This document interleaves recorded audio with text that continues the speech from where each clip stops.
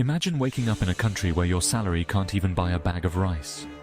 That's North Korea, especially during its worst economic crisis in the 1990s. A disaster so massive, it changed the country forever. But what really happened inside North Korea's economic meltdown, and what don't most people know about it? Let's rewind a bit. After World War II, North Korea actually wasn't the poorest on the peninsula. In fact, thanks to Soviet support and its natural resources, North Korea's economy was chugging along just fine. But things started to shift in the late 1980s. The Soviet Union collapsed. Suddenly, all that aid, fuel, machinery, food, vanished overnight.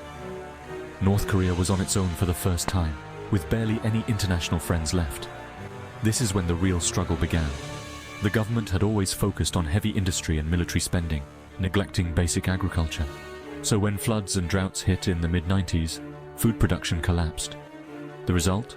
A devastating famine. Some estimates say up to 10% of the population died. But here's the thing. Ordinary people didn't just sit still.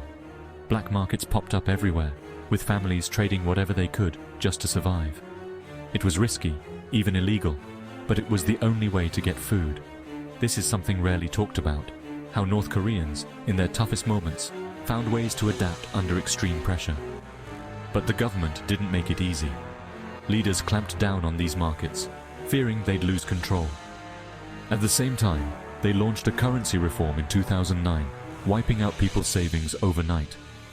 Imagine working for years, only to wake up and find your money is worthless. That's the kind of economic chaos people lived through. Over time, though, something interesting happened. Black markets became a permanent part of life.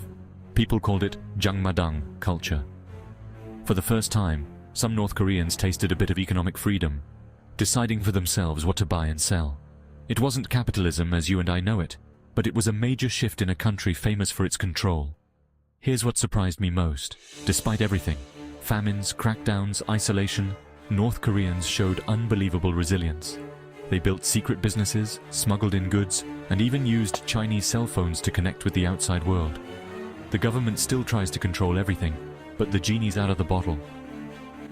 North Korea's economic meltdown didn't just cause suffering, it planted the seeds for change from the ground up. So next time you hear about North Korea, remember, behind the headlines are real people who found creative ways to survive, and maybe, just maybe, change their future.